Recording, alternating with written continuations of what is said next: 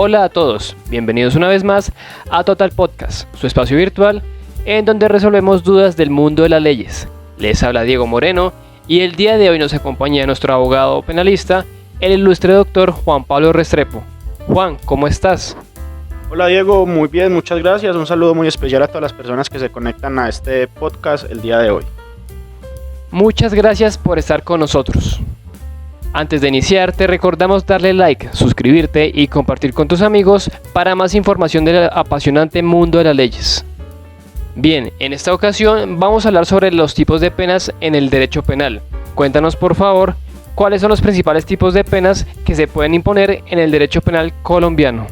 Bueno Diego, el derecho penal tiene varias finalidades y varias penas, varias clases de penas. Entre ellas encontramos las penas principales que tienen muchas subespecies, podríamos decirlo así, y las penas accesorias.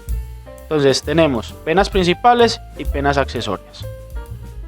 ¿Qué características distinguen la pena privativa de libertad y en qué casos suele aplicarse?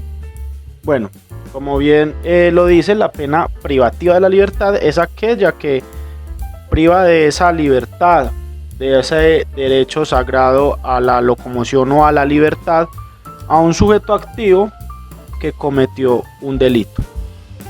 ¿En qué caso suele aplicarse?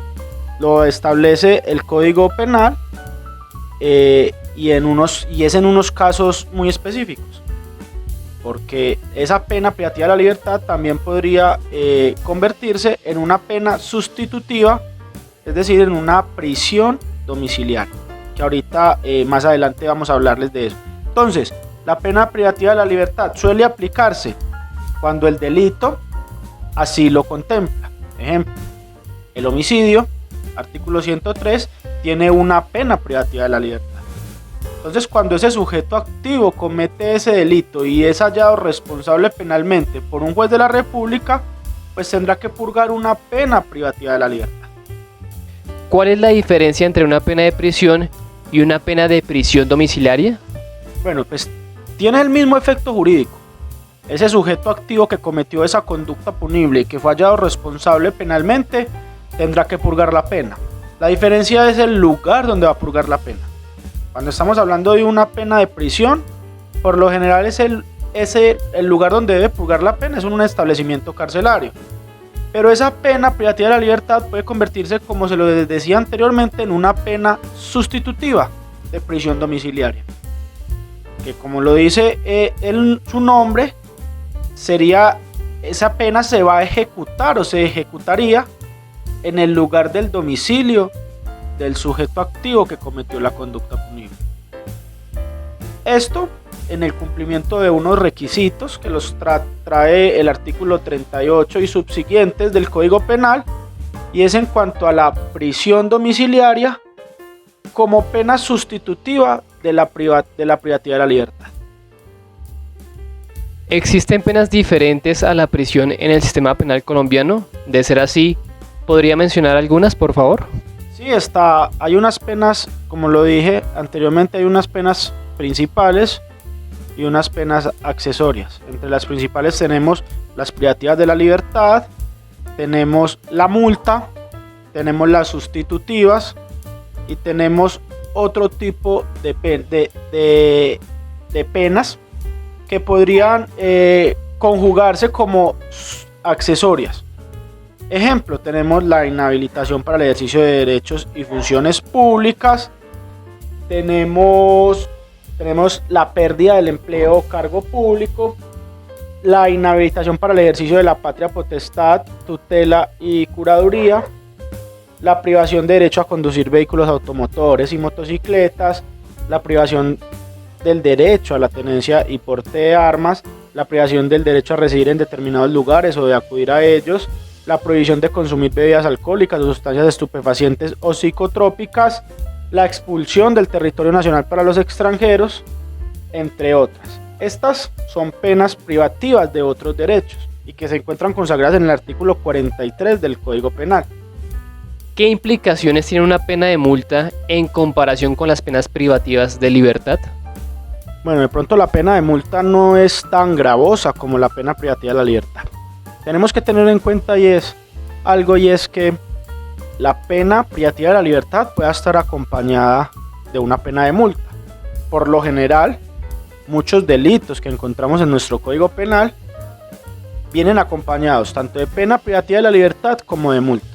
Como también hay delitos que solo traen la multa, o como hay delitos que no traen la multa sino la privativa de la libertad, o otro tipo de penas. Por ejemplo, encontramos en delitos donde se requiere esa calidad especial, delitos contra la administración pública, que podemos encontrar penas privativas de otros derechos como la pérdida del empleo o el cargo público.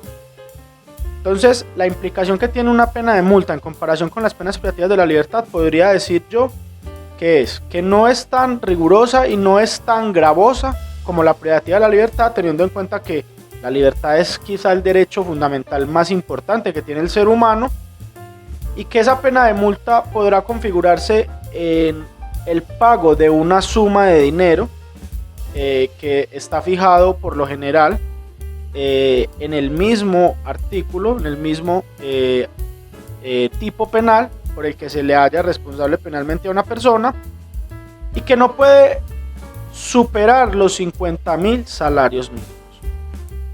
¿Cuál es la importancia de la pena de inhabilitación para el ejercicio de cargos públicos? Bueno, una persona que se enfrente a un proceso penal y que se le halle responsable penalmente de la comisión de una conducta punible, por lo general, esa pena viene acompañada de una pena privativa de otros derechos. En este caso, el ejercicio de cargos públicos, el ejercicio de la función de cargos públicos. Y la importancia es que, como el servicio público, los servidores públicos son sujetos calificados, son sujetos especiales que están precisamente llamados a servir a la comunidad, lo que busca el legislador es que no cualquier persona, y especialmente quien haya cometido un delito y que se le haya hallado responsable penalmente, pueda ejercer esos cargos públicos que requieren esa rectitud, que requieren esa confianza que depositan los ciudadanos en esos funcionarios públicos. ¿Qué se entiende por pena accesoria y cuáles son algunas de las más comunes en el derecho penal? La pena accesoria es la que va acompañada de una pena principal. Entonces, por ejemplo, como lo decíamos anteriormente, la pena accesoria podrá ser la multa cuando en el tipo penal encontramos como principal la privativa de la libertad. Entonces, en un delito puede configurarse tanto una principal, que podrá ser la prisión, la privativa de la libertad, y una accesoria que podrá ser la multa, o una accesoria que podrá ser privativa de otro derecho. A eso se refiere el legislador con accesorio. ¿Existen penas especiales en casos específicos como delitos sexuales o violencia de género? Sí, claro. Mira que por eso el legislador establece en el artículo 43 esas penas privativas de otros derechos. En casos específicos, por ejemplo, cuando se comete un homicidio a través de un medio motorizado, pues el legislador establece que se podrá privar de ese derecho a conducir vehículos. O cuando se es hallado responsable penalmente del tráfico, fabricación o porte de armas de fuego o municiones, el legislador establece que a esa persona se le podrá privar de otro derecho, como lo es el porte y la tenencia de armas de fuego. Entonces, ese artículo 43 le permite al juez poder privar de otros derechos de acuerdo a las circunstancias en las que la persona cometió el delito. Finalmente, ¿cómo se determina la duración de una pena en el sistema penal colombiano y qué factores pueden influir en ello? Bueno, tenemos que tener en cuenta algo, y es que existe el principio de legalidad de las penas, por lo que nadie podrá ser condenado a una pena superior a la que está escrita en el tipo penal que se encuentra en el Código Penal. ¿Qué factores pueden influir para la dosificación de la pena? Circunstancias de menor punibilidad o circunstancias de mayor punibilidad, las circunstancias en cómo participa la persona en la comisión de la conducta punible, atenuantes o agravantes, lo que hace que el juez pueda establecer ese monto de la pena que no podrá ser superior a la fijada por el legislador en cada uno de los tipos penales. Muy bien, agradecemos a Juan Pablo Restrepo por acompañarnos el día de hoy en Total Podcast. Juan, feliz día.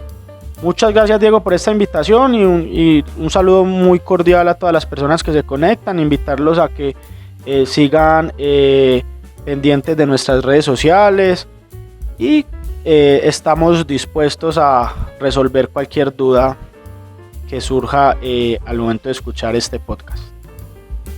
Y ustedes no se desconecten de las redes de Total Jurídica Abogados, en donde compartiremos información continuamente sobre derecho penal, comercial, civil, laboral, de familia y administrativo. Recuerden que estamos en Twitter, Facebook, Instagram, TikTok, LinkedIn y YouTube como Total Jurídica Abogados. No olvides darle like y suscribirte y compartir con tus amigos para más contenido. Les habla Diego Moreno, quien les dice adiós y hasta la próxima.